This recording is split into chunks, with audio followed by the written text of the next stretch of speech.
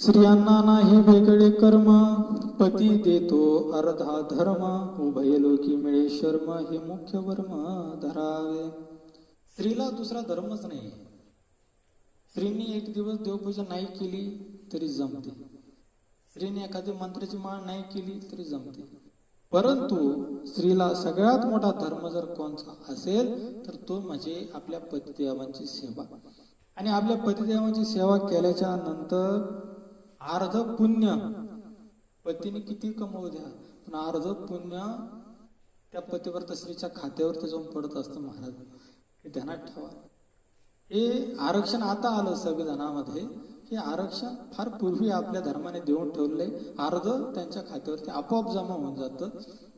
हे पतिव्रता धर्माचं खरं लक्षण आहे. आणि म्हणून हे वर्म हे सुखाचं खरं वर्म आहे.